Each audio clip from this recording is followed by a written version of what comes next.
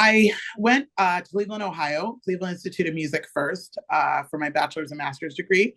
And then I went off to the Curtis Institute of Music in Philadelphia again, just to do my final degree, which was an artist diploma there.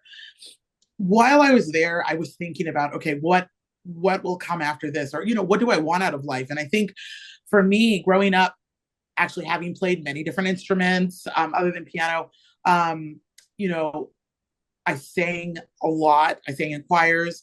I just had a lot of interest as well. And I wanted to really make sure that I was kind of exploring a lot of different directions so that I could find what fit for me. And so when I finished school, I was really in a lot of things. I'd actually spent time. I started a program in Philadelphia called Keys to Connect, which was a group format of piano lessons, instructions, in which the original conception was parents and children that could kind of learn together, a little bit like Suzuki. That's a method where the parents come in, but the parents are usually there only really learning to help the child. Like in this case, the parents were really learning piano from scratch with their child. And we had like group activities that were really bonding. And so I wanted to really use that as a tool. Then I actually brought it into schools, and I was in a charter school in Philadelphia in which I did a mentorship program with group piano. So I had eighth graders and first graders paired up, and the eighth graders had learned for a semester with me. And then we were able to then kind of make these little partnerships where they were teaching the first graders a lot. Really, really inspiring. And it was something I really loved doing. And so there was explorations like this within the community.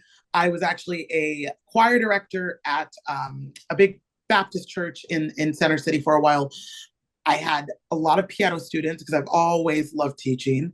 And in the midst of that, I was performing pretty regularly as a soloist, as a chamber musician. So that's everything. I mean, I was in so many different places, but I loved it. I loved moving around and kind of being involved in different areas. That has now evolved. I've always tried to get more exposure as a performing artist, but I really got a big break when the Philadelphia Orchestra, one of the top orchestras in the world, really had asked for me to perform Florence Price's Piano Concerto with them in 2021. And that gave me exposure that I had not had before. And that really jump-started the career I have today. And then from there, my teaching which started out with, beginners and kind of moving my way up as a private teacher. I'm now a professor at two conservatories. So it really has been a journey. I've really put myself out there in different ways, but I'm glad to where I am today.